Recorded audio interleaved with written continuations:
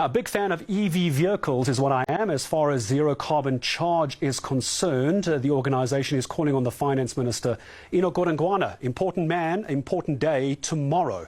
They want him to reform South Africa's EV duties. It sits in this very grey area. There is this push towards EV, but I get the sense government doesn't quite know how to fund renewable charging infrastructure. We know we want it, just nobody outside of the organisation seems to know how to do it when it comes to putting frameworks into place. Well, this organisation would like to see government align their import duties on electric vehicles with internal combustion engines. We call them ICE vehicles in South Africa, internal combustion engines, the cars that you and I are driving right now. There's even a perception that South Africa cannot treat clean mobility as a luxury, and I agree. If you want to move over to clean mobility, you need to stop treating it as a luxury. B, you also need to start charging it as though it is a luxury of some kind. Co-founder and chair of Charge, the organisation, Mr.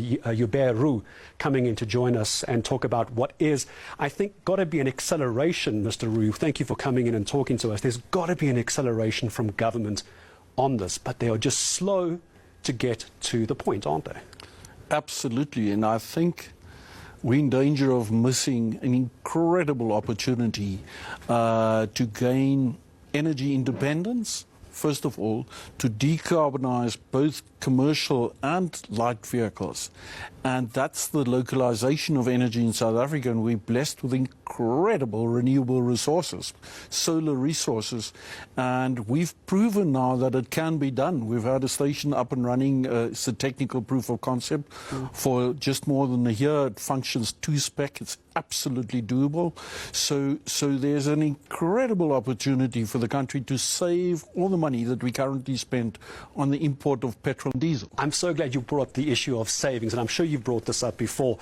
Having followed this quite closely, there's a criticism, Mr. Roux, that what we're dealing with is savings on fuel, but government doesn't know how to tax this properly. They get a lot of tax from diesel and petrol, but the EV isn't going to make government as much money, which is why it's moving so slowly.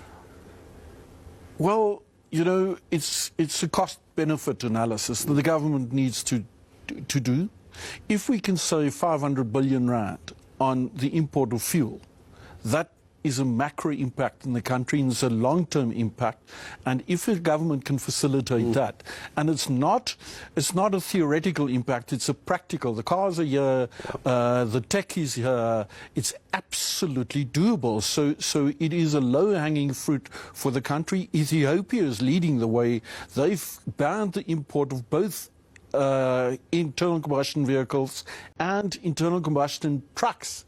So they absolutely leading Africa, and that's catapulted them to a 6% market penetration for electric vehicles. And you've got proof of concept in this country, don't you? Because I've taken a look at some of the information regarding, and also people can see the visuals on air at the moment. You've got fully operational sites out in Wilmer and Stad. I mean, that's what, it must be expanding the N3 corridor, surely.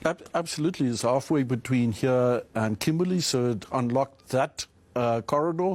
It was simply the first site we had fully permitted. That's why it was built in such an odd place. We're currently building 2 sites in the N3 that'll be operational on the 18th of May. People can look out for the canopies, so it's happening as we speak. And that'll unlock the N3 corridor. After that, we're going to do the N1 corridor, Cape Town to Messina. So it's absolutely doable and it's absolutely practical.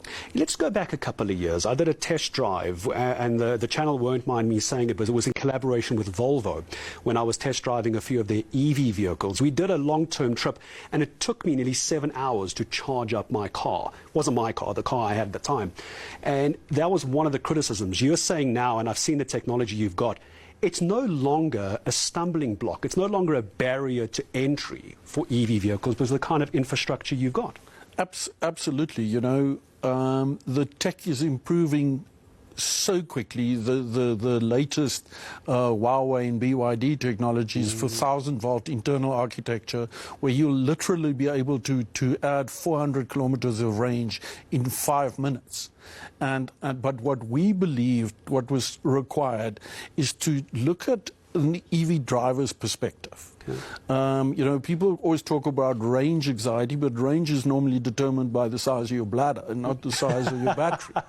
And what we looked at is to provide a real welcoming guest experience, and not provide a charger around the corner behind the dustbins and the top tech available in the world. From our start, we've got a 480 kilowatt charger, so it's really the best technology. And amazingly enough, nobody has ever built a completely green network anywhere in the world, so this is a world first. And I would like to come see that. I would like to bring in a camera. I want to bring a vehicle and come and test drive this. Mr. Roux, I need to ask you this before I say goodbye. I'm going to give you, the finance minister doesn't know this, I'm going to give you one paragraph in the budget speech tomorrow for you to fill in the blanks. What do you put there? We're announcing a 5-year holiday on import duties on electric vehicles. After that, they will be taxed exactly the same as internal combustion vehicles are taxed currently. So importers have got 5 years to establish a local manufacturing input.